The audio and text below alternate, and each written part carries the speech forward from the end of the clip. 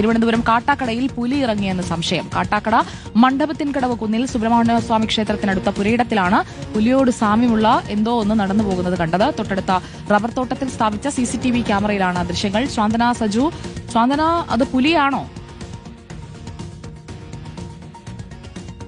അസുജ, തിരുവനന്തപുരം ജില്ലയിൽ പുലി ഇറങ്ങിയിട്ടുണ്ടോ എന്നുള്ള ഒരു സംശയമാണ് ഇപ്പോൾ പ്രദേശവാസികളായിട്ടുള്ള ആളുകളൊക്കെ തന്നെയും പങ്കുവയ്ക്കുന്നത്. സംഭവം നടന്നിരിക്കുന്നത് തിരുവനന്തപുരം കാട്ടാക്കടയ്ക്കടുത്തുള്ള മണ്ഡപത്തിൻകടവിലാണ്. ഈ മണ്ഡപത്തിൻകടവിൽ കുന്നിൽ സുബ്രഹ്മണ്യസ്വാമി ക്ഷേത്രത്തിന് തൊട്ടടുത്തായിട്ട് ഒരു റബ്ബർ പുരയിടമുണ്ട്. ചെറിയ റബ്ബർ തൈകൾ നട്ടിരിക്കുന്ന ഒരു പുരയിടമാണ്.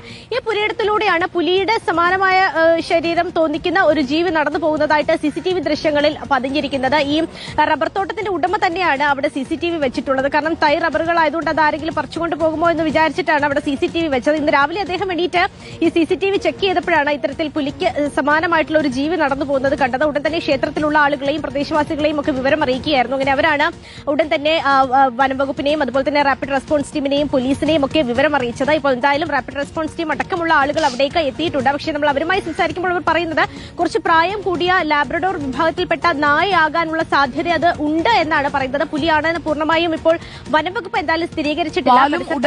കണ്ടിട്ട് പുലിയാണോ എന്ന് ഒറ്റ നോട്ടത്തിൽ ഉറപ്പിക്കാൻ കഴിയുന്നില്ല. അതുകൊണ്ട് തന്നെ അത് പുലിയാണോ എന്ന് ഉറപ്പിക്കട്ടെ. എന്തായാലും പ്രദേശവാസികൾ പുലിയോട് സാമ്യമുണ്ട് എന്ന് പറയുകയാണ്.